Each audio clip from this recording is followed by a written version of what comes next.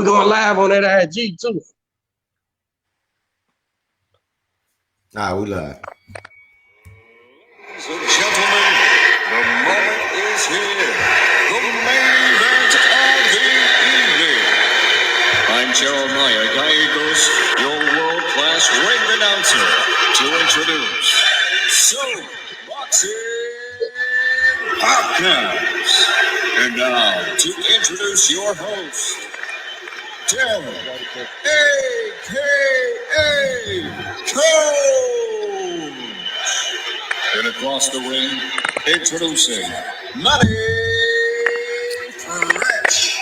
And now, ladies and gentlemen, it's golden time.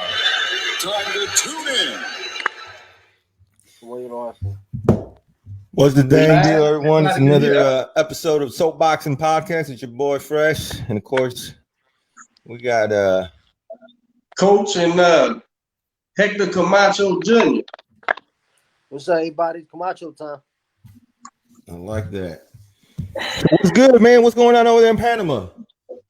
Everything good, man. We here on the lockdown right now, but everything's good, man.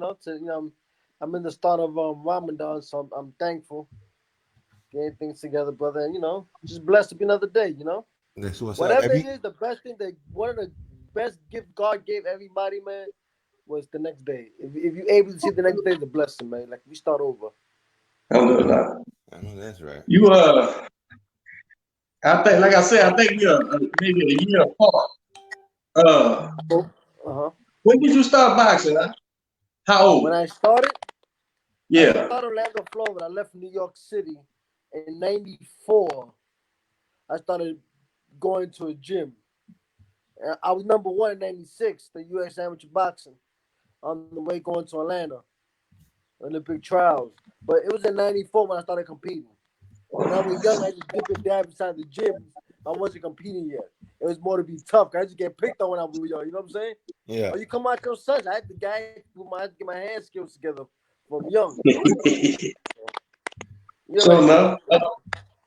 So you fought nationals then? You won nationals or how man, I won 3 nationals. Yeah. I won the U.S. championships out there, and I beat Aishi Smith. I beat Aishi Smith on the U.S. championships. Automatically ranked number 1. Going to 96, I'm number 1. I had some good fights, man. I won some nationals, Cincinnati Nationals. I went to the USG Olympics. I won silver there. Amateur, that's where everything started from. How many fights you had as an amateur? 61. 61? And you Aishi Smith. I beat you 4 times. I fought Zab in the Olympic trials, the opening round. A fight I thought I won. Oh yeah? Yeah, we always go back and forth with Zab. We came a couple of times fighting. You was trying to make that Atlanta Olympic team? Was it Atlanta in '96? Nah, we fought in Oakland. It was the U.S. the Olympic trials in Oakland. Okay. I can't imagine. I never did this before, but I'm gonna show you. You see this? You see this poster behind you? You see it? That's my pops, Whitaker and Taylor. Yeah. I can't see it. Signed it too. I can see the painting. I can't see it. Yeah, that's classic, man. I was watching that fight not so long ago. Those were the good years. All 3 of them signed it. Sweepy, your dad, and yeah, huh? I believe Sweepy was main event. My father was on that show. He fought Tony Boltzar. And Taylor fought, I remember. Those are 3 great fighters right there, man. Yeah. Absolutely, man. Is that my mic, yo? Is that my mic doing it? Nah, I don't know. Sure. So, if you fought to amateur, didn't you turn pro about 96, 97? 97, yeah, 96, turning 97. Yeah, I fought USA Boxing, my pro debut with my father. That's what it is with catching nation. I was on the card to my USA Boxing. I debut on TV. I fought a guy called Lou Martinez. I believe his record was 9-4. Okay. Man, you fought. Man, how many pro fights you had, man? About 60. How many fights you had, man? You okay, hear me? Yeah. I can hear you.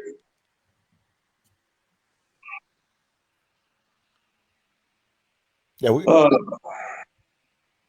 You can hear? You got sound? You okay, me, fellas? Yeah. Yeah. I can't hear y'all guys. You can't hear us?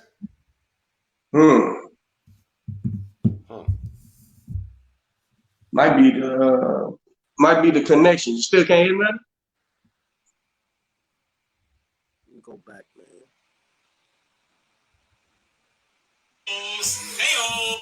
You got sound? He said he's gonna do it again. So we having technical difficulties. I guess because he's probably from he's in Panama. They might be having some issues over there. It's probably a whole different setup for internet and stuff. Who knows, man? If These are the kind of problems we have when we go international. Yeah. we barely figuring out local. Yeah. If it freezes up on us, though, I could. Yeah, you can jump over to IG. Yeah, tell them hit me up on IG.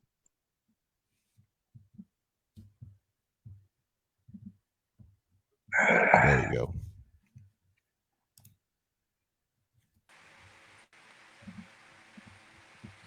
But you can hear me? Yes, sir. All right, we back in business. We back. So in '96, you turned. How many fights total you got right now? Right now, woo, I believe I'm 58, 7. Like close to 70 fights, 69 fights. I remember you fought last year, right? Yeah, I fought last year, man. I came back for last year, heavy again. You know what? Heavy again, man. And I guess that's why I always tell myself I'll come back, and I don't give myself the best chances of really exploiting. You know what I'm saying? Exploding. If I was getting my name out there and take advantage of what it is, and it's the lack of motivation.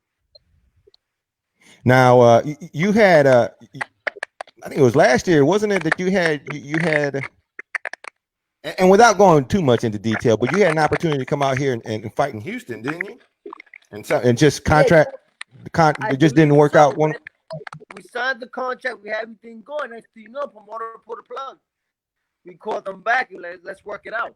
In boxing, my stage, you get all these kind of promoters. I get a lot of phone calls for fights. And I'm clear when it comes to boxing. Like, if we're doing a deal, I don't know you, I'm going to ask for something up front, advance. Like, I don't know the person. You're not going to hold me up. When it gets to that kind of level where I'm at, I ask those kind of things. If you can't afford to pay me 50% of what you're telling me, then you can't pay me the rest. And that's just standard business we go through. So sometimes they use the person's name. Sometimes the fights don't pan out. Or sometimes the promoter on their part don't come through. I'm talking about the small promoters. I'm not talking about big promoters. Because obviously big promoters got the big events. They got the network behind them. Like a sure thing almost, But other than that, I mean, you had some ties to Houston as well, don't you? We were talking about earlier about I don't think I never had a girlfriend out there. Probably a good thing, bro. I come to Dallas a lot. I'm in Dallas often. I pop in out Dallas, San Antonio, but not really Houston. Okay. How you end up in Panama? I fell in love. I fell in love with my wife during that time. I was in Florida training. I just had a fight. And I stood in Florida training. I bumped into her one night, and from there, we just clicked and hit it off. From there, became 13 years together. That's where she's from, Panama? That's where she's from. We came back to Panama. She lived with me for a lot, for a period in New York City and Puerto Rico. We live a life of gypsies. We like to roll. I'm always constantly moving back and forth. I enjoy that life. Yeah. That's the blessing along what comes along with being, the fight game. Get to try, get to see other things. So anyway, yeah, that's how that kicked off. Come to a lot as a top amateur, there's a lot of traveling too. You get stuck on that, and then the pros ain't no different, man. Different camp places, different fights places. It's a traveling man's sport. The only thing in the amateur days, but because you're younger and you're coming up and you build a camaraderie, you build a team, man. So in the amateur days, man, it was fun. Like it was fun. It was fun. Boxing supposed to be fun. The pro Right. days it was like that, but now it turned more into business. It's no longer a sport like you say. You know what I'm saying? You gotta Right. do a lot of BS outside the ring. The regular fight fans don't see. It's absolutely not a sport at the business side. On the business tip. What I'm gonna something I always want to know you hear me? Just trying to straighten the camera. Okay. I know coming up, bro, from a fight family, man, with several pros and all those kids boxed, and my uncle was a top middleweight out of New Orleans in the '70s, and that's nowhere near of having a dad as a world, all-time great boxer. And as a kid, man, we felt not pressure because it wasn't pressure, but known for boxing. And so you had to defend yourself, had to learn how to fight, the whole deal. Now, having a dad that's a multi-world champion, one of the all-time greats, bro. How, as a kid, how did you cope with that kind of pressure, or did you not feel no pressure, or how was it? Ooh, it had its good, it had its bad. The good thing is, everywhere I walk, people, hey, that's Camacho. I was signing autographs. I'm 8, 9 years old taking pictures. That came fast to me. My family, my mother's side was opposed. They wasn't too big on that. Come on, they want to keep me away from the people because in their mindset, New York City is bad.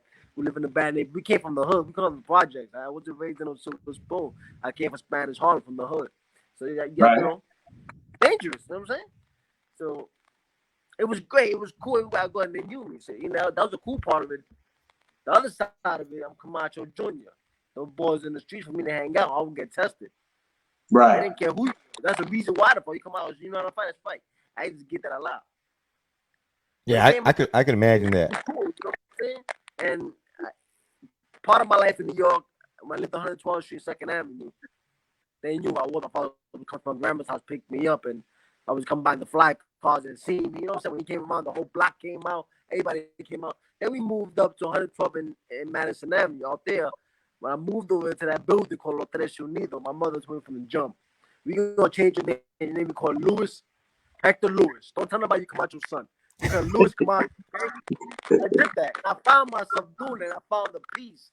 I actually found who I wanted to be, opposed to being Camacho's son. So I'm getting with the story how my boxing career turned and where it went to. But during that time, I kept it a quiet for like 4 years. That was Camacho's son. Until So it came. I just impressed because from there I learned to play other sports, baseball, basketball, football. You know what I'm saying? Right. So it came with a certain absolute level of I don't know what you would call it, pressure. I know. All day, man. Oh, and there were times I was mad. I used to be mad at my father because shit. People used to tell me, "You ain't Camacho, son. You didn't Camacho. Something you don't live in a pissy hallway, or you don't live in a building in the project Right. like me." I just get that often, and I used to get bothered because my father found on TV. Everybody knew my father was, but I'm still in a pissy hallway. And you know when your mother, your father breaks up, your father always the ass. You know what I'm saying? Always the bad one. Right. In that case, my household, my father was the bad one. So I was having Right. that injected. Yeah. So I started to go with whatever, case now, whatever not, but So when you moved up to Madison, how old were you then? I was about 12. So that about 10 or 14. When I was 14, that's when I moved to Orlando, Florida, when I started pursuing boxing. so that was about mid-90s. Yeah, 90. Yeah, no, that was about 1988, 89, 90, yeah, 92. The Rosario fight was 1985, 86, 85. Yeah. And so First introduced to the boxing ring when he told me to do a flurry. I did a flurry. He picked me up and the whole crowd yelled. The whole guard was going crazy. That was the day I wanted to become a fighter for Rosario. and you remember that? Hell yeah. At that moment when he lifted me up, I told myself, I want to be like my father. I want to be great like him. Huh. And so that's when the seed was planted. That's when the seed was planted. And I grew up with that kind of thing because, I've been seeing the limelight from young. I was in the club at 12, 13, 14 drinking. I lived a fast life because of who my father was. Yeah. And when I came into boxing, I wanted to be known for myself. Right. I didn't want to be known as Camacho's son like Camacho. So that was my goal in boxing. I become world champion 2 or 3 times. My goal is to be known for myself so I get that respect. And I felt in 2001 when I had an HBO deal and my father wanted to be on the show and I was the main event. My father was the undercard. I reached the highlight of my career during that time. That was my championship, so to speak. Right. I'm gonna tell you something, man. Being a young white kid growing up in the neighborhood, in the hood, I remember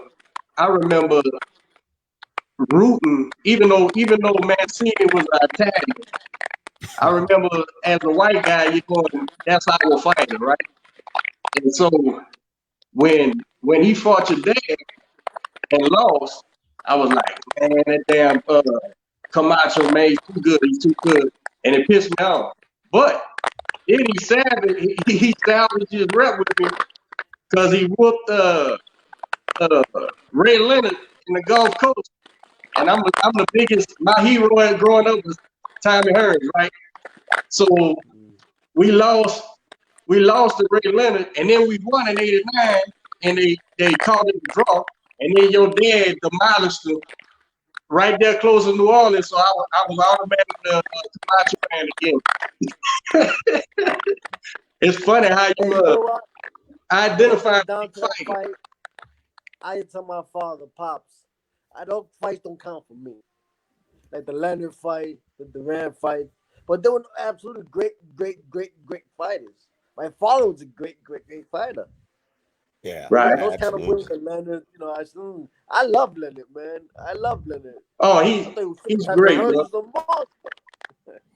But Ray those Leonard fights is talking about the Mancini fights, that's my father's prime. He won his 3rd world championship. That was his goal. Because 3-time Golden Glove champion and 3 times world champion. That was his goal. He reached the Mancini fight. But during those times, they wanted to see my father get his ass kicked. They wanted to see him punished. right. He was cocky. He was confident. He wasn't arrogant. Let's say and I like Floyd. He was a showman. Yeah, Floyd, what you call arrogant. Or was when he was young, when he doing his things. AB falls in that category as far as arrogant. Macho Man wasn't arrogant. Macho Man was good. Huh? I said Macho Man was great, and the thing is, he understood at the pro level, this is entertainment, man. So he entertained. He was doing it way before. He changed the game. He revolutionized the game. He saw what a blueprint for these guys, how to promote themselves. Yes, absolutely. Coming out with all the different characters and stuff, man. That dude was legendary. To this day, you see a lot of fighters fighting. I seen Keith Thurman fight yesterday because Pacquiao was watching. He too wear a Macho Man style boxing trunks. You think one of these fighters said, you know what? I want to give a special shout out to Hector Camacho who inspired me. Then nobody says those things. They always credit somebody else. But the guy was an icon in boxing. From his style, from his ring work, from entrance. Look at the Prince Nasima met. Look at Floyd Mayweather. He fought Gaddy. Went inside of me in the throne, in a chair. Same way I fought with Leonard. So, you don't hear people say, I like to give a shout out to somebody who inspired me. The Macho Man changed the game. And I just think Showman, his style of boxing was phenomenal. Would you say, I would say that English dude, bro, was the first one to use his style. Who? I'm just having a brain for Prince Nassim. Prince Nassim came out trying to entertain like your father did, man, with the Yeah, entrances. my mother and brother, you know what? Yeah, I guess. But he took it to the next level as far as his ring entrance. Like you gotta go in the ring, in a mat, in a rug. I mean, he does his own little thing. You know, he put a little more flair to it, I guess. But yeah, he must have copped it. Being, he must have stole it. Being in Southport, yeah, of course. A lot of them have a lot. Yeah, absolutely, man. He uh he was great, man. Entertainment, and I think a lot of fighters don't realize. Professional fighters don't realize, it's just as much entertainment as it is athletic competition. Yeah, you know what, and that's what I tell fighters. I'm getting to age. I'm about to throw the towel in boxing. But if I have fighters, something I would tell them: market yourself. You gotta find a nick that works for yourself. You gotta build a fan base. You gotta be lights. If you cheer, great. If you boo, great. Or greater, because they want to see you lose. If they stay quiet, I mean, you're not worth. You gotta put something out there. Entertain yourself. You gotta be marketable. Market yourself. 100%. The 100%. promoter is to promote the show.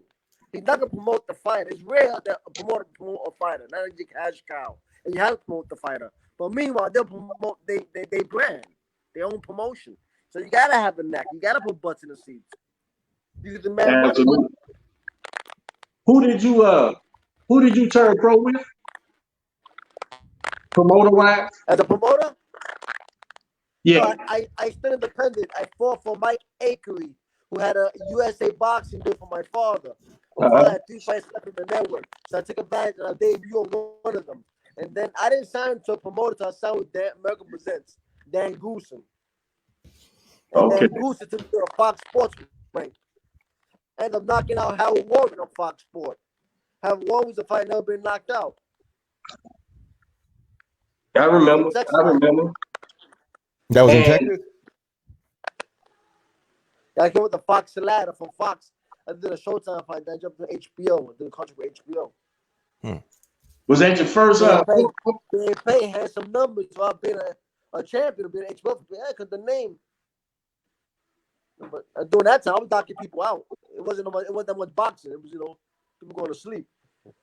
And this what was it? This was early 2000s. Yeah, 2000, early 2000. That was your first. What was your first fight on HBO? I believe they called me up because Shane Mosley couldn't sell tickets. He fighting the guard. He fighting David. He fighting Diaz, Antonio Diaz. So that first fight was against Hutchinson, who fought Arturo Gatti a fight before that. But Gatti, I thought lost, but they robbed the boy Hutchinson. That was the first HBO fight I had. Tell me about. You got to tell me about the Yori boy fight. Not Yori boy. Yeah, you fought Yori boy. Huh? You beat him. After he fought my father. Say it again. I fought Yuri Boy Campus right after he fought my father. He fought my father to a draw. And then I fought Yuri right after and beat him. You got to tell me. You got to give me your side of the Jesse James fight, man. You was ahead in that fight. Tell me about the ending, man. Because originally you won by the cut, right? People said a lot of things about that fight. People like Camacho took that 600,000 he ran and used winning on the scorecard and he cut out. A lot of things been said about that fight. I'll tell you what about that fight. I got headbutted. The vision was blurry. So the referee asked me, "You ready?" I said, "Yeah." "You ready to fight?" I said, "Yeah." "You okay?" I said, "My vision blurry. I'm ready to fight. Let's go." And then he put me back to the corner. They stopped the fight. When they stopped the fight, my first question was before they stopped it. Does this count as what's going down? Scorecards? Scorecards. After the fifth round. All right. So he walked off. Being a smart one of the game, that's what I did. And went to the scorecards. Of course, I was ahead, so I got the victory. And they what happened? And then Leha protested. So we said, okay, we'll fight you again. We fight you San Antonio. So then They went through the court little thing. I guess Leha won that battle. Then he had a chance to fight me for Mickey Ward. If you remember in that fight when he fought Mickey Ward, the fight got stopped in the headbutt too. Mm-hmm. And then Larry Merchant said, "Didn't you accuse Camacho?" Then Leha rightfully did say, "Well, I'm a bleeder. I bleed my whole career." So me doing it one time, which is true. But that's what happened. I had bad rep going to that after that fight. And before I walked into that Leha fight, I was the next Latino superstar. Now I was ready to negotiate a fight against De La Hoya. We was tossing De La Hoya, but we had Trio Gaddy next. It was a good deal coming up. So we had to get past Leha. And before that fight, I was a superstar. You know, HBO, my own show, Coney Island, haven't done boxing for years. This was my coming out party. And after that fight, the next day in the morning, when I looked in the papers, it said Camacho, it said Coward. When I seen that shit the next day in the morning, I said F boxing. That's something I should have known better. I see my father's career, how it went. Him being who he was, they still crucified him. So when I seen the next day, I said F boxing. I got paid $600,000. Like, you know what, F boxing. And that's what from there on came the downfall about my career. I remember they HBO was pushing it heavy, man. That was your coming out party. So yeah, what coming out party? We had Trio Gaddy next. That you know who else that backfired on, man? I know Bernard said he was really hurt and he got X-rays and all that shit, but I think once he done tried to pull a point or get a disqualification and it backfired on him, you know, he had to just play it off like he was really hurt. You remember when Chad Dawson dumped him? Who, Hopkins? Yeah. I don't know about that. I don't quite remember that fight. But I would have bet Hopkins the dog. Oh no. I'm a super Hopkins fan. But what I'm saying is when he got tackled, he was looking at the ref going, "Oh, my arm." And I figured that was a veteran move saying, take a point. You know, take a point from Chad. Then he gets a 10-8 round. Yeah. No. He probably so. But I do that as well. You persuade judges. You have to do that. Right.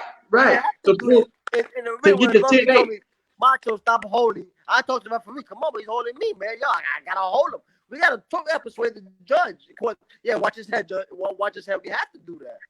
But sometimes this shit backfire. Like when they told you, man, we way ahead on the cards. Yeah. We cut. And then look what happened. A lot of people don't understand boxing, man. A lot of people don't understand. They don't understand boxing, man. Now, I'm not saying they don't know shit about boxing. They don't understand at all. Now, look, I'm not saying do it. I'm not telling young fighters do it. But I'm saying each round matters. And if you get a 10-8 from saying, "Oh man, this motherfucker butt man hurt or whatever," you get the 10-8. It's like skullduggery. It's like you know, art of war. It's art of war is what it is. And that's what it is. It's a fight, man. I knew that. That's what it was, man. I wanted to hear your side, bro, and I knew you was gonna tell me the truth. That's how it is, that's how it is. Supposed to. I ain't here to hide nothing. Hey, let me tell you something. You know how boxing funny? It works both ways. That fight when Fury fought that kid from the heavyweight fighter from I forgot where, when he had a bad haircut, that bad headbutt, remember? It was a punch that Tyson Fury was split up. Yeah. They robbed that one boy out of history. If anybody else, they would have stopped that fight. It worked both ways, man. He had a cut from here to here, man. Against that Swedish dude. Yeah, because that Wilder thing had to happen. You lose. They robbed that Swedish boy out of history. Right. And boy, you can see his brain. You can see his brain through that cut.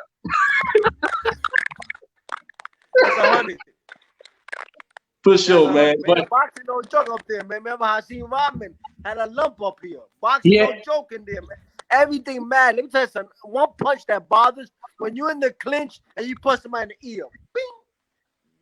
It has to be hard. When you're in the clinch, you just rock somebody in the ear. Bing, it'll buzz them. Boxing is a war up there, man. You gotta pick and choose your battles up in there, you know? When the fight. It's not just going there and throw punches and fight. Those are the tricks of the trade, man, that these young guys have no idea about. That Yeah.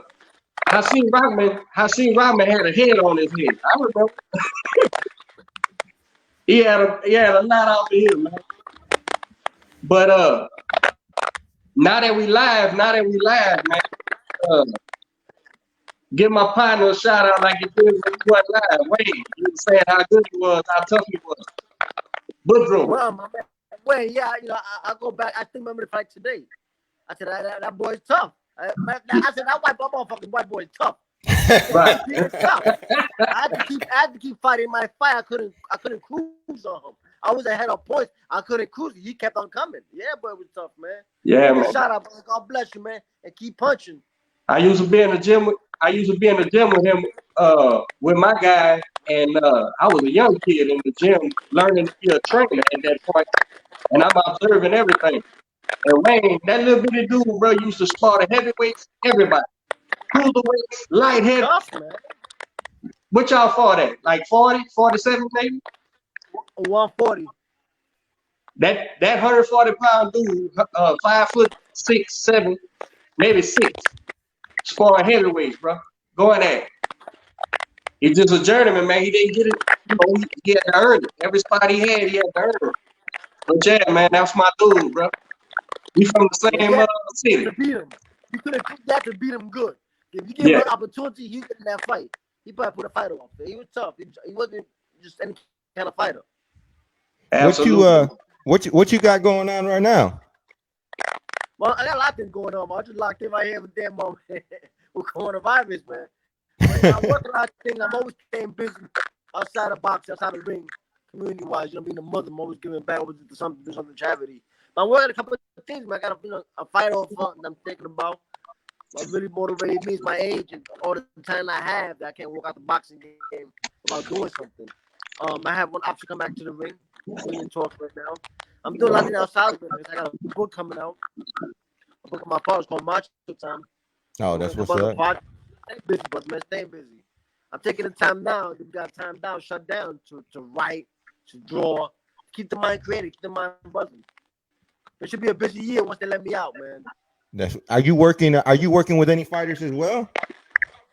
Nah, you know what? Nah. I'm dipping in there. I'm thinking about it. I'm really putting things on paper. Probably promotion. As far as managing, I don't know. As far as training, I don't know. It depends. Because, not every style is the same. You have to work with somebody who's southpaw or something. Not every style is the same, So when it comes to training, I'm not too sure. But as far as promotion, I think that'd be the route for me to go.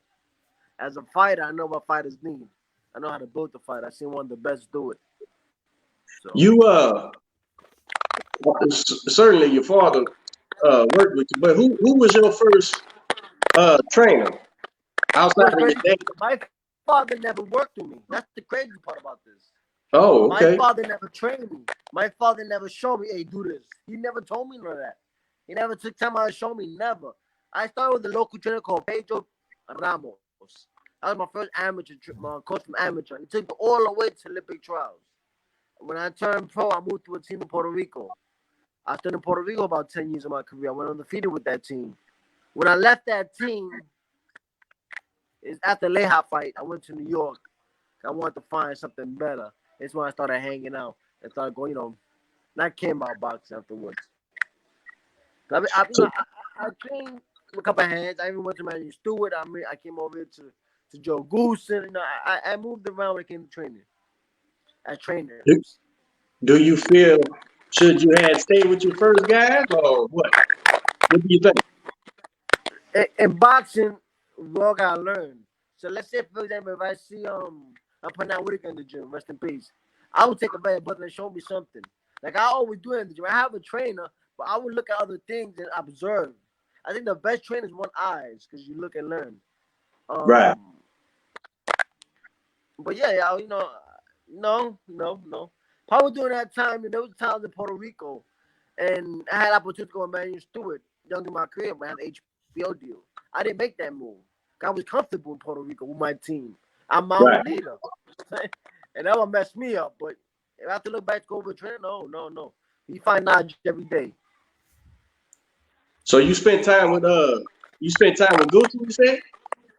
Yeah, I changed that Goosen. I worked with both Goosen, Larry Goosen and Joe Goosen. How was your Never time with actually. them? Oh man, it was great, man. They hard knock. They know they're boxing. They grew Yeah, up in boxing. They ran boxing. They've been boxing all their life. As far amongst other things, they had acting career, but they were acting before. But their main thing is boxing. So yeah, it was great, man. Our knowledge from both sides. absolutely. I met him at Everywhere has its own school of boxing. Puerto Rico have their style. New York City have their style. Every place have their own school. yes, So absolutely, absolutely. That I met Goose and we had a fight in Vegas last year, and I got the opportunity to meet him. But I was a fan, you know, of him as a trainer anyway. But yeah, man, it's almost like regions. Huh? Every region has their style of fight, depending on where you at. yes, sir. Yes, sir. It's all about adapting, having a Right, strategy. Okay. You absolutely, gotta and adapt. experience. Every fight could be different. Like every round could be different. See, people underestimate their opponent having a good team behind you, and also adjusting, adapting. That's what made Floyd so good. You could adapt. That's in the Macho Man so good. You could adapt. You have Your to father, adapt in there. your father, absolutely used to get in that ring and make them tell on themselves, and then whatever they gave him, he cleared the table. You Hey, want to give my father? Whenever you fought the Macho Man, you had to fight his fight. You couldn't take him out his zone and make him fight your fight. You couldn't take him out his zone and make him stay there and bang. His style was his style. If you're gonna beat him, you're gonna beat him in his style. Like that's what I respected about my father. He wasn't I trained. gonna force him to fight dirty or fight toe to toe. Like put him against the rope and bang on him. He's not that type of fighter. Hell no. hey, One how rule. was it? How was it fighting in the same card with your father? Nerve wracking. I don't worry about his ass. I worry about Hunk. I know he'll behave like I behave. You know what I'm saying? His behavior was much more, much more another level. So that's the man I won't worry about him. But just like that, his behavior was another level. His training was another level. This guy's a bust his chops, man. I just walk in my father in his room sometimes at 1, 2 in the morning. I can hear him. When I walk in, he's in there practicing either boxing or karate. I mean, he non-stop. Even I'm talking about in the 30s, 40s, 50s, my whole life knowing him. He was sharp outside the ring. As a rule of thumb, all my fighters understand he who controls the pace wins the fight, and that's why we work. That's why we work to increase that red line, man. I got to gauge how much you can go full blast on whatever drill we're doing, and then increase it so we can change the pace of that fight if it gets away from us. And your father, I would agree with that. He was a master of that. He was a master of controlling the pace of a fight. Be it with his feet, be it with his hands, whatever. He'll take the pace back, right? I agree with you 100%. I like what you just said just now. What you do with your fighters. I like that because that's the damn truth. That's the first time I heard somebody trying to say something like that. You have to control the pace. Hey, you have to I'm the go shit. 3 minutes. You gotta walk.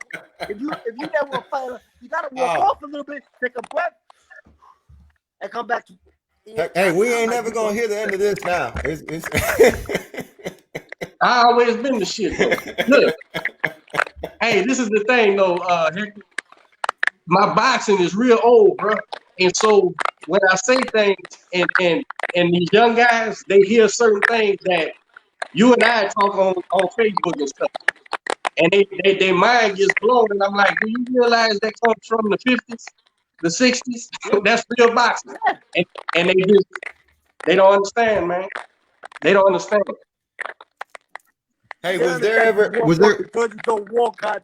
They don't understand, man. Off a jab, a quick hook, come off, hold them, push them, hit the angles. They don't Dude, understand those things. a master boxing fights as little as possible in the round while winning to go on to the next round. Yeah, listen. My kids, bro. Amen. This I mean, I tell my kids, look here, man. You make sure we're gonna split this round up in 45-second intervals. And that last 45 seconds, you end up back over here, so he got to walk way over there. All right, coach. And then they go to Old school. I don't hear guys talk about these things that to me, as a little kid Hey, growing they up lost in it. boxing, you being told this as a kid after you learn your fundamentals. Son, you got 3 minutes. You're going to break this up and around. So we going to come take him left, take him right, take him to his corner, walk him back over here, and now he got to walk way over there when it's over with. That shit matters, man. 10 seconds first matter in a fight. Look who we were talking about Ray Leonard, right? And a lot of He people, do that. He does that. a lot of fans, right. A lot of fans say, man, Ray Leonard ain't beat Marvin Hagler. And I say, you don't know what you're looking at. That's the problem. If you watch, and I'm a Marvin Hagler, I'm not a Ray Leonard fan. That ain't my hero. But Ray Leonard was a wizard in that damn fight. Because he wasn't supposed to make it 3-4 rounds, man. And if you listen close, you can hear his corner saying, 30 seconds. Here it comes. Round one, let's go back. Let's put another one in the bank. And left Marvin Hagler looking for him. It was the 12th round. He's still looking for him. They can't find him. These kids don't understand, man. Old school boxing. But you know what your blessing is, Derek? You know what your blessing is? You grew up in boxing from your uncle. You grew up in boxing. These new cats don't know what they're talking about. These new cats want to show people shoulder roll. They want to show these boys don't know what they're talking about. They're messing up the game. But you just said you're 100% correct. And your blessing is because you was in the fight game. You was brought up in the fight game. Me too. Listen to this. This is our language. And it makes sense. To this. That's what I tell people, even when I post them on social media, boxing has to make sense. What you just said makes sense. Bring it back to your corner, make him walk. Or use the clinches, make your opponent walk. Make him move his leg. The older you, make him move his leg. Those are old school rules. Those don't change. That's what made fighters great. If that ain't the truth, then boxing ain't a science and it's just a foot race. I'm telling you, it ain't a foot race. It's a science, and it's mathematics to all this shit. And that's what they don't understand, man. When I was a kid, my father would put boxing gloves on. My father was a big man, right? He was 6'5", 300 pounds, bro. He fought amateur in the service. He was a heavyweight. And he would put on boxing gloves, and that was our mix. And I'd be shooting jabs, hooks, right hand, slipping shots. And so when I see the pity pat mistakes, that's for pizzazz. That's for the show off for the camera. So where's the fundamentals? You're not learning fundamental boxing like that, man. And that's my biggest gripe. Is these guys who want to be boxing trained, and they boxing fans. They love boxing, they eat shit and sleep boxing. Yep. They don't know, so they go find some videos of how to do boxing mix, and now they train. But they have no understanding about controlling pace, distance, range. They have no understanding of the difference between distance and range.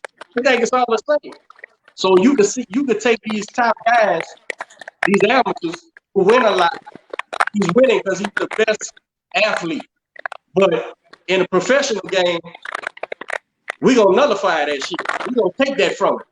Best athlete ain't gonna matter because you have no idea. I'm putting these mathematics on your ass, man. And that's what I love about the sport. That's what I love about the sport, man. I have a kid. I gotta bring him up. 2-time national champion, right? I built him from the ground up, scratch. First jab. And he said one time, he said, Coach, he said, here I am, national champion, captain of Team USA. And at home, these boys are still saying, oh, man, he ain't good. Oh, man, somebody gonna beat him. His final amateur record was 79-12. He said, man, these boys don't respect me, man. They think I ain't good. I said, you know what? They don't understand. They have no idea what you're doing in there, man. So his trainer is just saying faster, throw more shots, jab, no jab. That means I get to win some more because you don't know what the fuck's happening. That's the problem, man. So these guys, rather than get a proper education, man, rather than hook up with people, do a apprenticeship under a trainer and learn the sport. Man, every trainer shares everything. Like you said, you is a famous professional. You in the gym, the Sweetfield talk to you, whoever talk, the boxing people love boxing. They'll share everything with you. You guys don't listen, man. They listen with their mouth. Yeah. They Yeah, don't. that's what the old folks like to do. I love it. I just sit down there and absorb everything. They just want to talk, and they're giving you free game. But Right. these dumb folks want to talk about shoulder roll and leave right hands. Absolutely, man. Absolutely, bro. So Back when in I those find days, those shoulder rolls, they'll break your body apart back in those days. Hit the arms. Those are the days, man. You have to fight in there. You have to find ways to win. Hey, your contenders were motherfucking. They were mothers, man. You have to be in shape to fight back in there. It was a fight. right. Those Right. Go away. That's who fighting smart. were some of the people? Who were some of the people that were influencing you in the gym? That were there in your ear talking to you about boxing and helping you along in the career? I just always like to show the trainers. I just like to pick trainers. My father trained him. My father was sparring. I was standing next to the trainer. He was down telling my father, pick that up. I talk to old folks.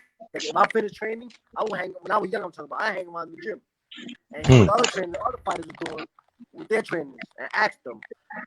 That's the people that got to brain. But my father from the outside watching him, and me myself watching fights, man. I watch a lot of fights. Hey, was there? For a fighter to press me, they have to be a damn good fighter. You're not gonna press me to be a puncher. I mean, I like the science of boxing. I like the skills of boxing. Was there never an opportunity for you to fight Vargas? Yeah, me and Vargas came close to a fight. Real close.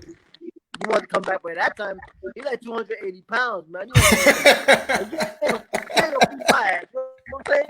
My man 280 pounds, you gonna fight what? In May? Fuck out. You ain't gonna fool me. I've been all my life in boxing. So I knew it was a 50-50 thing. So I was trying to get money up front. I knew it was a 50-50 thing. He ain't making that way right now. But the funny thing is, when I seen Vargas like 6 months down the line, he said no, he's not taking a fight. After I seen him like 6 months down the line, I seen him he lost weight, he looked good. He looked good. I knew that was happening. That's nuts, man. Hey. Boxing all about show, man. Like I'm planning on coming back at my age. I'm staying in shape. Like I haven't been beat up. I know I could do what's out there in boxing. That's what I mean. What's out there right now? Yeah, a lot of fights out there. People say, "Hey, he's good." But talent-wise, they ain't too much. They ain't too much. Talent-wise, there isn't too many fighters. Wow. It's the market saturated. Yeah, the market saturated. Everybody's a boxer. Yeah, I agree with you. You know, either they're good athletes and they train their butt off and they ain't shit. Either two things. But skill-wise, you don't see. Either they great athletes and they in great shape. That's one thing. But skill, the art of boxing, you ain't seeing that. Ever since Floyd left, you ain't seeing that, man. That's all. Who would you like to get into the ring right now with? Who you see yourself with? I like to challenge myself. I'm a boxer guy. You know, as much as I like Earl Spence, I think he's the best fighter out there right now. I would say Earl Spence to test my thing. I like Crawford. I'll aim those. Danny Garcia for me. I like Danny, me being a Puerto Rican brother. Well, he's a Philly Rican, but I give him respect for fighters like that. And I like Danny. And his resume is off the hook. But those ain't what I call a fighter that ain't got skill. You know what I'm saying? It's not one of those top say level fighters. Nah. But they out there. Porter's a hard worker, great athlete. Do you think Earl could ever get back to where he was after that injury? He's born with that natural talent. That's something God gave him. So I agree, but his style was basics. He just mastered every, his basics are real good. He's big, strong and fundamental, right? I agree with you. But I worry as a trainer, that wasn't a knockout from a punch. You know what I'm saying? Like the brain injury, I just hope they take their time. Rather, before the quarantine, they was talking about, oh, we fine, everything's fine, we're gonna get back to sparring and shit. And I was like, man, they ain't nowhere in the world he should be getting hit in the head, man. They need to slow that process down. And they maybe are. Who knows? I don't know. I work with Derrick James a little bit, but I I hope they don't take think their time, let them heal up properly. I don't think he's gonna risk everything he gained at this point just for to rush him in the fight, trying to fight whoever. I don't think he's gonna risk it. Right. He's gonna go play right now. You can say, you know what? I'm taking 2 years off. They gotta respect that. Yeah. See, that's what I'm talking about. Yeah, I think that would be his move. That's what I'm talking about. Take your time, man. Hey, But are you if he comes back, it's because he's ready. right? Are He's you good at his basics. So he don't need to be in a rhythm. He's not a rhythm fighter. He's good at his basics. Cover up's good with defense. You know, good. very basic fundamental sound? How long did Garcia take off? Mikey Garcia? took off what? 2 years? 3 years, maybe. 3 years? And he came back. Listen. He wasn't injured though. Right, that's what I mean. Order problems. Right, but if Earl can take this time right now and take advantage of it, he's still young. He's on the top. I take as much time as possible. Come back 1,000% healthy. Before this quarantine, remember he was talking about having to come back this year, and I didn't want him to do that again. I'm on the outside. That ain't my fight. I don't know what's really going on. They could have been selling a dream because Bob Arum was shitting on them publicly. But yeah, take your time, man, and come back. Macho, let me ask you this: Are you as high up on Bud Crawford as I am? If I'm tied up to what? Are you as impressed and high up on Bud Crawford as I am? I'm very impressed. That guy is crazy. Yeah. Terrence Crawford, I haven't seen too much for them to say that he's the best. Because I look at people's resume and who they fought. But what I'm impressed to say, he's a dog. Like, you gotta be good. You got to be great to beat Crawford. Not good, great. Yeah. To beat Crawford. You fight to fighting, he's a dog. He'll fight to boxing. He'll find a way to fight. He got power in his hands. So I give him credit. Hell yeah. But to me, to rank him one of the best tops, then nah, I'm not sold yet because of resume. Is he? Yeah, he's star potential. Is he that good? It seems like he's that good. What impressed me on Crawford was that last fight where he was boxing. He took a hit, he got offended, and then he came back out and just switched his whole style of boxing and just started beating him for the remainder of the fight. I mean, just giving him an ass whooping. Yeah, a dog. When I seen that, I said, "Ooh!" And that's the first time I seen him fight. I said, "This boy's a dog. Yeah, this boy's a dog." That's what. Good to beat him. Good to beat him. That's impressive. That night, that's an impressive performance because the boy was strong. Oh, that kid was good, man. He was just a foreigner. He was a foreigner. We didn't know. He was an Olympian. That's why I give Bronner, Adrian Bronner, a lot of credit. Adrian Bronner. I don't see too much, into the best that he does. If he could change that, great. But when he fought Milano, my man told the late rounds was walking Milano down, coming forward. He didn't quit. He didn't quit after he didn't hurt. That's for sure. He came up fight. He kept up. And Floyd fought Milano like 2 fights after that. So that says a lot. You know what I'm saying? Absolutely. I think I'm with you as far as Crawford. He needs the marquee wins over people for it to be all that he can be. Fight Porter, fight Garcia. But that eye test, man, flying colors. I want to see him in there with somebody. Who you got? What you think about Lopez, man? Lopez. I seen him twice. The last fight I checked out, sat down and watched it. As long as the last 4. The kid explosive. He's strong. He's in his momentum right now. Like he's just hyped right now. When you got a fight that's confident and hyped upon himself, like he believes in himself. He could be dangerous. Now finding a Lomo who's experienced, that's a dangerous fight. But the kid want to be great. Obviously, people who behind him believe in him. But most important, he believes in himself. So I mean, interesting fight. I mean, he's fighting a fight right now that, you know, this is a big fight coming out party. Man, Absolutely. I got a fighter I've been watching for a while, man. I really like him. I've been trying to talk to coach about him. I don't know, but what do you think about on the female side, Clarissa Shields? I haven't seen too much of female boxing. I don't watch. I don't watch that. She's great. Respect. She's great. I'm telling you, take my word for it. Bad.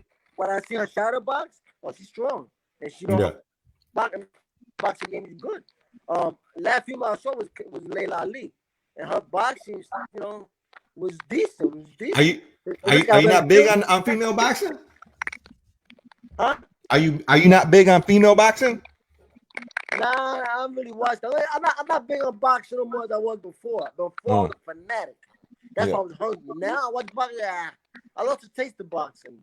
Like, you know, I watch 1 round, 2 rounds, tell what's gonna happen. I'll tell you about the style. About the fight, what can happen. I'm not these boys that you don't watch the same substance like you did back in the days. You seen art, you seen talent, you seen shit you could pick up and learn. You watch boxing, you can't really learn too much about boxing nowadays. Like those old school fights, those big fights, you learn from those fights watching them. Hey, you know what I say? I say everybody who's on YouTube, searching drills and mid works and shit. When the fights are right there, they need to be pulling up your Purple Duran. They need to be pulling up your dad. They need to be pulling up all these guys, man. And you can watch the fights, the real fighters, the real talented guys. And y'all rather watch some coach who ain't never produced. He ain't never taught a dog to sit. But you over here, you got all the world's greatest fighters right there, and they ain't watching shit. You ask them about that. You know, I was in the gym and I said, a great southpaw. I said, man, I got a southpaw now, right? He's 1-0 right now. We have one fight in Mexico. And I said, man, let me explain something to you. And I was talking about great southpaws, and I brought up Mike Nunn. And he was like,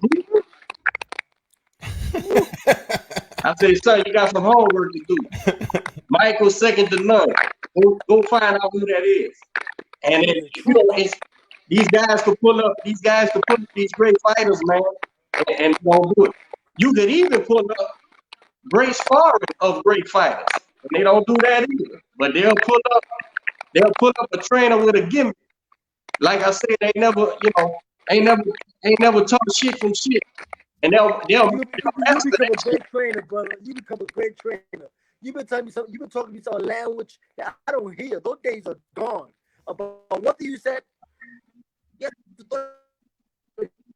those are many punches. And now you telling me this kid, you're right, you're gonna be a great trainer. You gotta study boxing, you gotta love boxing, study. Yeah. If you're a trainer, you gotta see style, you gotta study, you gotta be watching fights like it used to be. You can't just become a trainer because you watch man do power work. Power work is look pretty. Power when you work on something. You working on shots, you working on combination, you teaching. It's not about looking pretty, touch. Nah, it's got nothing to do with that. Right. You got to. Hell, they don't even know what to look for though. They don't even know what to look for in a trainer. So, you know, they're willing to fight. They show up and try. They pitch the bitch in the ring on the heavy back. Put them in the ring. They lost like a motherfucker. They don't know. But what can you do? That's why, hey. You right now. That's why you got a lot of things going on in boxing. That's why I don't mince my words, bro. If I see a so-called trainer getting kids beat up at the tournaments, at the amateur shows, you know, I'll be behind him in the chairs. Help him out, bro. Stop the damn fight. You don't know what the fuck you doing. He don't know what he's doing. Stop the fight, man. It's sad, but it's, you know, it's part of the game now. You gotta change boxing, man. There's no reason why you should have commentators, people calling fights, hosting fights, if they've never been in the ring before. Like, it can't be possible. Boxers have to get more involved in boxing. Old school trainers get more involved in boxing. But we won't lose our custom in boxing. We're losing it. I told the guy, I said, man, there's still branches of them old trees, man. You just gotta know where to look. And You know, it ain't in the cardio fitness boxing class. That's for damn sure. You got and you know the old, trainers. I'm 43, bro. 40. I made 44 in January, and I said I don't even waste my time with certain guys. You know, I pick up and be like, nah, man. Yeah, I have a little tryout and be like, nah, man, this ain't gonna work. It takes it takes a while for a trainer to get a litmus test like that. You know what I'm saying? To say, what do I need to see out this kid before I even waste my time? And that's another thing you don't see. You see trainers, they got 15, 16 fighters, amateur fighters, and you're like, yeah, damn, you teaching all them out of fighters? You can do that? You a bad motherfucker, man. And they lose every fight. 100%. 100%. 100%. Hey, so what are you hearing? What are you hearing out of your camp as far as what's going to be happening in boxing, man? You hearing any rumblings over there? When the next show is? Panama, I don't have what you call camp. I don't have a team right here in Panama. I'm just in Panama. I live out here. Like I said, I'm away from boxing. For a while. Only way I go back to boxing to the States if I have a fight coming up. If I have a fight coming up, then my next step will be going to the States and training out there. But as far as boxing talk, I mean the Garcia fight, it's just what you read every day at these sites. Yeah. Boxing going on. We don't know what's going on. I talk about doing fights for the audience. So I don't know. Let me ask you something, man. Right now. We ain't gonna get into it too heavy because this ain't the show for it. But being a Puerto Rican brother from New York, and now you're how did you come to the faith, brother? Were you religious? I was born and raised in New York City. I'm a New Yorker. So you always been in touch with Muslims? You always came across Muslims or what? Oh, how I got to Islam? Okay, I got you. I came to Islam, and alhamdulillah, man. Alhamdulillah. I wasn't raised Islamic or born Islamic, so I have no idea what Islam was. It just something came to my heart. And when something comes to your heart like that, it's from God. So when I was in Panama, I was having a little rough time with my then girlfriend. She's my wife now. At that time, I was having a hard time with my then girlfriend. So I got away from her and went to the city. And one morning, I went to go jogging. When I got jogging, I passed through a masjid, but I didn't know the name of it. So when I passed by, I heard the Han, but I didn't know what it was either. So I asked the guy in front, yo, what they singing? No, they're not singing. So wait. I asked him again, yo, what's that? What they singing? What is that? Can I see? He said, I went and I peeked in real quick. I seen the floor. Now I came back out and I asked him again, what is that? No, they praying. I said, bro, get out of here. What's that? Muslim, cool. I went home, bro, back to my room. During that night, I was going through hard times with my wife. I asked God. I've always been a person of God, man. I was raised by every Puerto Rican, every Latino. I was a Catholic at first. Right. Something didn't sit right with me. I was Catholic. But I kept on a spiritual level, looking, in tune. Definitely I became a Christian. Cool. It was different. It was fun. I felt like I was getting somewhere. But during that time, I was going to my mom, my wife, my girlfriend. I said, God, please, brother, guide me. I need your help. Guide me, please. I'm here in a country that's not mine. Guide me. I'm about to lose it, man. I'm going to jail. Guide me. And the next morning, I woke up and I stopped by the mosque. So when I got back to the hotel after my run, I started looking it up on my phone, Islam. Then I asked a friend of mine. No, look how it works. Then the next day, I went to the boxing gym. And a guy who was a bodyguard for my father called Eddie Hamilton, for my father, place I seen my man for a lot of houses, and he's a bodyguard. He came to the gym, and I finished my work, and I was walking out, see a big muscle guy. So I looked at him, I looked at my guy Panama. When I went over, it was my boy Panama. Hey, what up, man? So we talked a little bit in Panama. I was in the hotel, man. I need some help, man. I'm going through some hard times. You stay in one of my places, and then I spoke to him. I want to become, you know any Muslims? Like, yeah, my good friend who owns a perfume shop is Muslim, but he's not. So he took me over to the spot. And I met the guy who was a Muslim. He told me, yeah, we was doing Ramadan at the time too. Then let's go to the masjid. Take a shahada. I just went. It just felt right. Nobody had to convince me. The feeling I felt, I'm in the right path. It's like somebody had to tell me about it. I know nothing about it. But when I went in and I started winning there with the brothers and to teach me how to do clean your hands, it felt like a brotherly love. Like, oh, I got a place to go to. It was just different. Love is a way of life. It's different. Right. It's hard to Alhamdulillah. explain it. When did you make Shahada? I made Shahada in 2009. Alhamdulillah. My national champion I was telling you about made Shahada, and another one of our pros became Muslim last year, man. It's funny because I always tell people, man, don't judge Islam on me. I'm a failed believer, man. And so I don't really propagate, and try to do that. But when young guys end up going that route, you feel like you made a good impression. But only God can lead someone to the deen. Only the mistakes is mine. So alhamdulillah, man. Hopefully I get credit. Because I did a lot of wrong, man. Hopefully Allah will give you credit, stay the path, man. I always say this. You have, it's important to be a believer. You have to believe in something in life. If you just wake up in life like not believing nothing, you just living life for nothing. Yeah. You have to have a belief, brother. You gotta have something you feel. You gotta feel Allah. You gotta feel God. You gotta have fear. Of the creator. If you don't believe in nothing, then you just lost in life. You just walking through that like whatever. Okay, whatever. We got there's a large Hispanic Muslim population in Houston. Some of the young brothers who I made Shahada with back in 2000, one of the brothers went study in Medina and became a sheikh. He came here. They got a thing called Islam in Spanish, and they got a building outreach program, and they do Juma in Spanish and English, and it's a big population here, man. Hispanic Muslims, man, in Texas. They go everywhere, bro.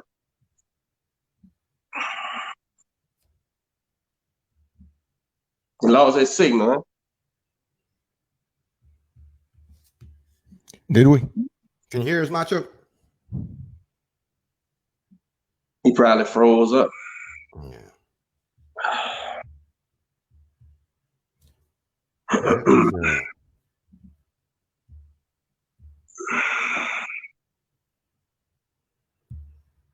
See if we get him back. Yeah, if he comes back, we'll finish the show. Hey, let's take this time to talk. Reach out to our guy Jeremiah. He had absolutely. He had is that Bell's palsy? It's a stroke that causes it has a stroke. I knew a couple of people that done had that Bell palsy syndrome, I think it's called, man. Freezes half your face, half your body, really. Yeah. So shout out to Jeremiah. You're recovering right now. Just know we all support you. We're behind you. We know you're gonna get through this, bro. Keep fighting a good fight. Absolutely. And I was just thinking about this too. And I was gonna send you a text message, but I'll go ahead and say it here. A lot of times this shit happens. Shit happens in life, and we don't know why. But this coronavirus, it puts us all on lockdown. It keeps us at home. And I was just thinking, when he shared what happened, he had said that he was at home and that he was able to call out to his girlfriend. Well, you know what? Because he was at home, because his girlfriend was there, they were able to get him to the emergency room and get it addressed. What if he would have been on the road somewhere, in a hotel by himself, and dealing with something like this. So, bro, things happen for a reason. God had it set up this way, and you were able to be at home. Your girl was able to be there, and you're able to recover from this without really missing the shows or anything, because the shows are on pause. Nothing's happening. You're not missing out on anything. So, we just want to let you know that, we're behind you. You're in our thoughts. We appreciate everything that you do. And, get well soon, bro, because, boxing needs you, man. Yeah, I'm a big Voice Man fan, bro. He's usually my link to the local fights. If we don't have nothing on it, he always goes live, bro, so I can see all the action, man. That's my guy, man. And it was nothing. I reached out to him once and said, man, make me an intro, man. Yeah. And he did it like it was nothing, man. I like that guy, bro. And we believers over here, so we put him in the prayers, man, and he'll recover, man. Yeah. Hell, I seen him. He's been doing little shout out vids since, and he still got it. Yeah. He did it yesterday for his recovery, and he did something for us that I'll probably be releasing today. So he did, and it's a surprise. I'll share it later. It's cool though. But yeah, man. Jeremiah, bro, get well soon. What else we got going on? I was listening to a podcast yesterday with Lou DeBella, and I'm having a brain fart, bro, about what's the name of the podcast. But anyway, and he was talking about how, about these closed shows, no audience, just boxing, the right. commission and the people necessary to fight. And he was saying, people think it's just gonna pop off as soon as we clear it. But he was like, man, they're still gonna have social distancing regulations and stuff. And you just don't know how the fighters gonna react to being in the building by themselves, just the two fighters. And how it's gonna how the flow of the fight's gonna go. And he was like, do you put Regis and Hooker, which is a great fight? Do you put them in a ring with no gate? And how you pay them? You know what I'm saying? Because the promoter loses the gate. So two things on that. One, I hope these team owners, these promoters, these people that are involved in the executive level with these pro sports realize, and now moving forward, will appreciate how important the fans are to the show, right? Yeah. Because I was watching, I was flipping through TV the other day, or my wife was, and she stopped on wrestling, and she goes, "Look, they're having wrestling with no one in the seats. There's no crowd." So I went to go look, and it was just so awkward. Like it wasn't. It didn't make any sense. You can see it in the performance. The crowd, the fans really do provide a certain level of a max level of energy and element. That's a pure. Show. And so what you just said, as far as Regis and Hooker, I wouldn't waste a show like that on an empty stage. Now, not to knock anyone else, but maybe to keep fans entertained, or to keep, or for trial and error basis. Yeah, I would probably put on a couple shows, but it wouldn't be an A-list show or an A-list card where you have some big names on there. So it's going to be interesting, and you're right.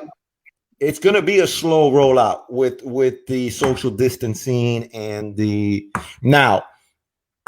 What I would recommend, my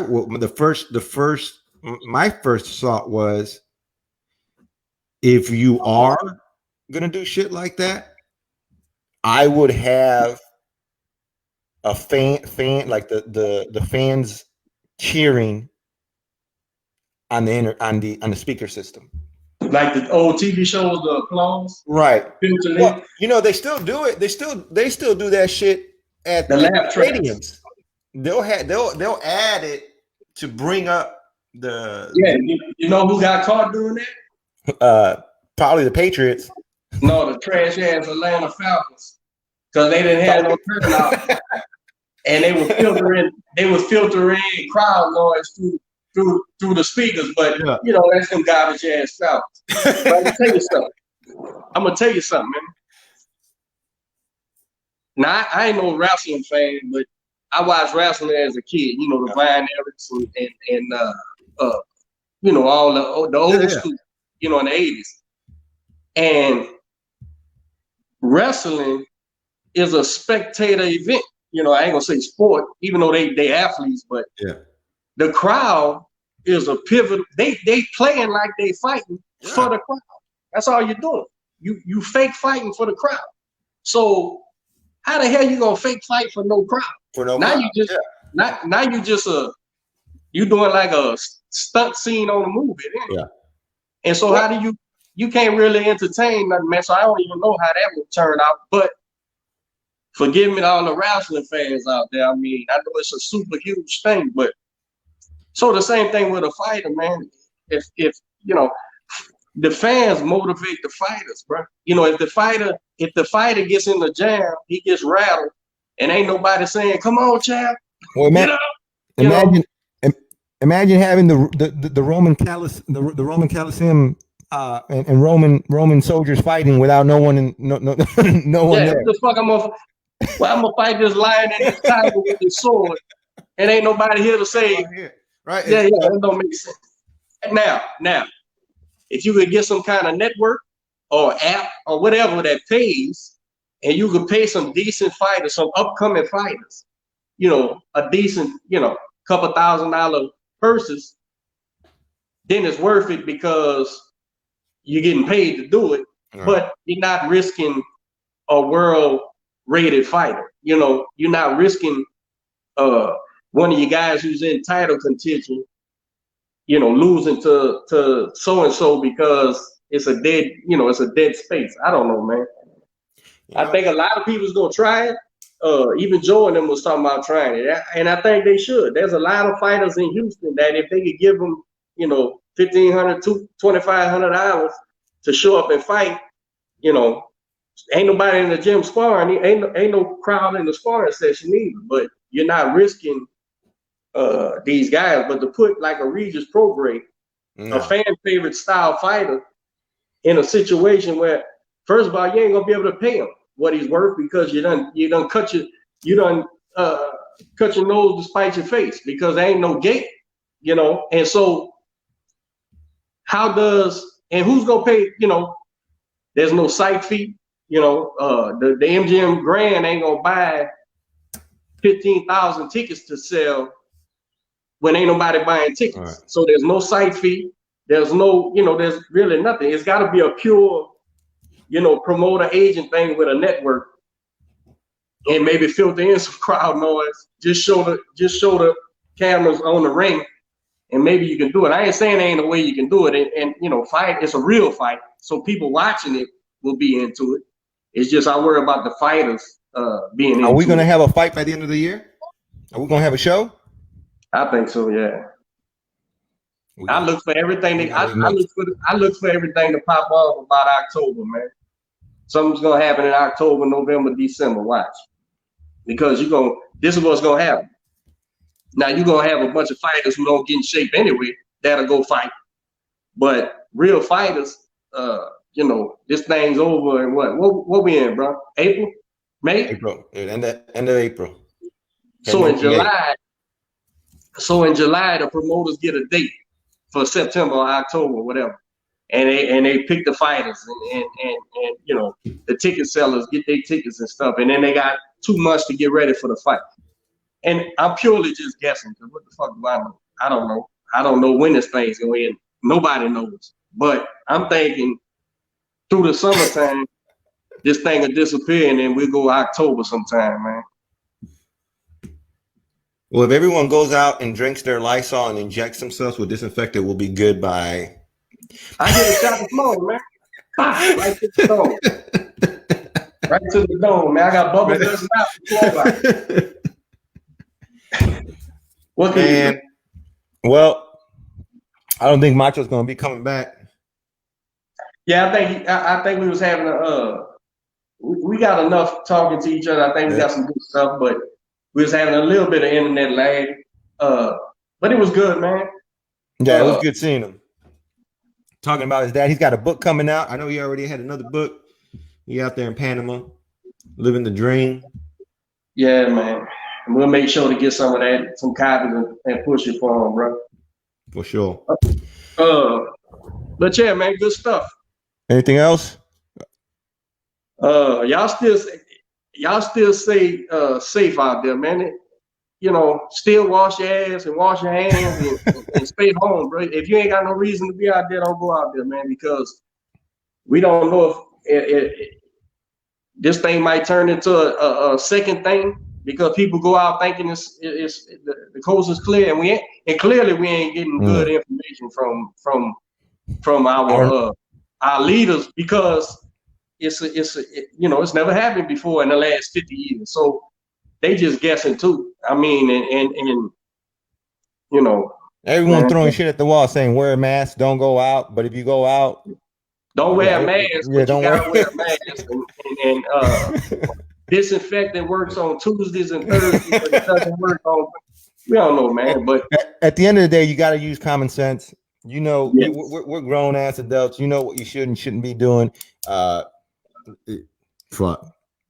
use your common sense. Absolutely, man. That's all you can do, man.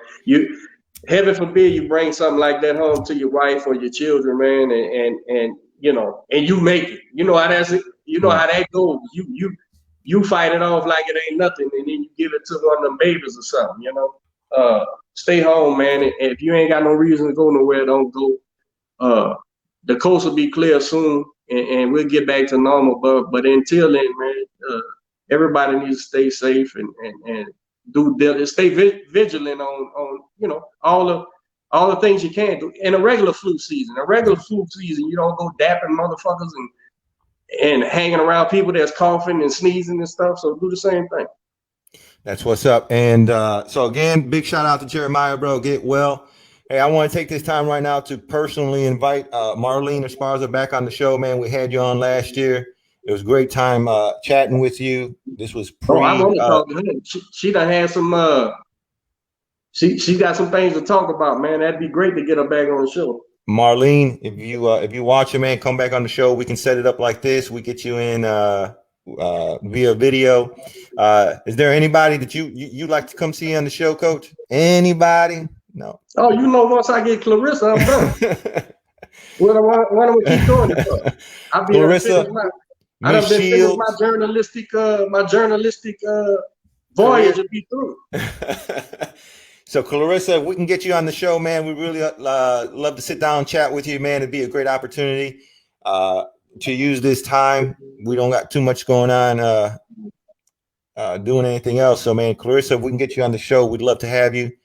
Other than that, man, all y'all local fighters, trainers, boxers, hit us up. I know we've been getting some messages. We're going to try to get through to everyone. But we appreciate the continual support that you guys have been giving us. And we'll catch y'all next week. We out. We out.